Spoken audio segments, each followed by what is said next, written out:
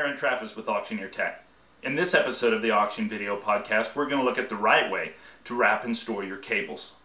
Now, I've seen cables stored a lot of different ways, most of which, quite frankly, make me want to cry.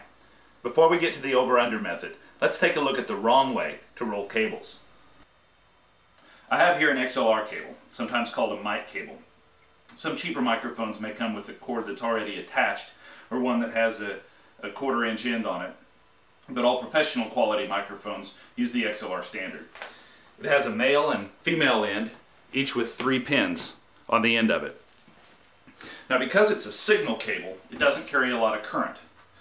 And so the conductors inside are smaller and more fragile than other kinds of cables, which is why this first method of cable storage is especially hard on signal cables.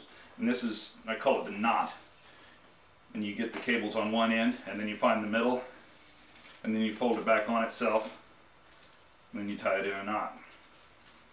This puts a lot of stress on the conductors inside the cable, and I attribute this to a high rate of cable failure by those who use this method. I remember being shown this method when I was very young. It's easy to teach, it's easy to learn, it's also easy to end up with a knotted mess.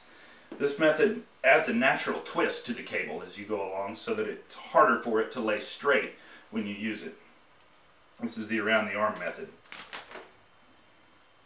We're now to what I believe to be the only right way to roll your cables. It's called the over-under, and it's how professional sound engineers roll and store their cables between concerts.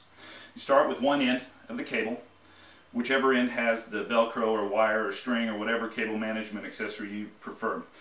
Start with it pointing towards you and grab it like you're going to stab yourself with it. And then take your other hand and with your thumb down, grab hold of the cable.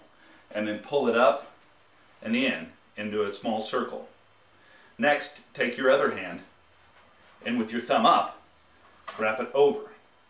The first one is the under, the second the over, next the under. Wrap it in, twist it up as you go, and then the over. And then the under, and then the over. The under, and the over. Now, for most cables, I like a wrap that's about just a little bit less than the size of a coffee can. For larger extension cords, you're probably going to want a larger loop. For smaller cables like USB or network cables, some earphone cables, you're probably going to want a much smaller loop.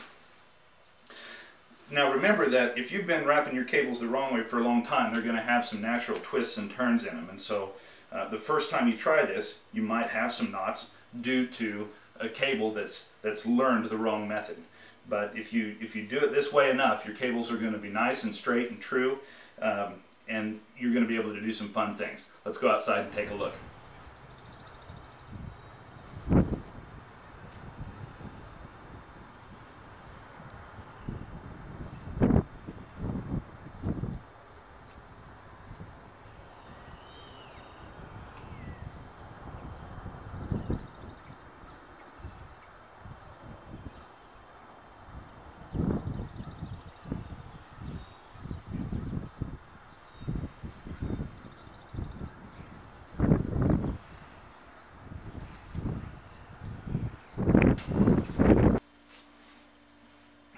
Now that second throw was not a knot, it was just a poor job of me throwing it.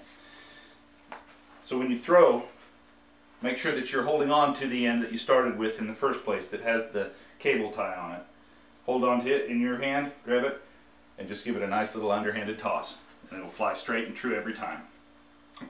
That's the over-under method. We're going to take a look at it one more time with this microphone cable that we posed in the first part with the knot wrap. Remember, we start with the end that has the wrap on it. We hold it close to us. We start with the thumb down and we turn it up and in. Then we start and we do the over, the under, the over,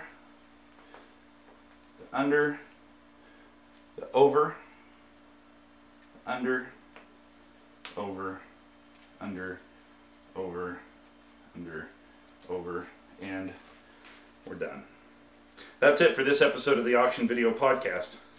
If you know of any other bad ways to wrap your cables, or if you think you have a better one, let us know in the comments. Thanks.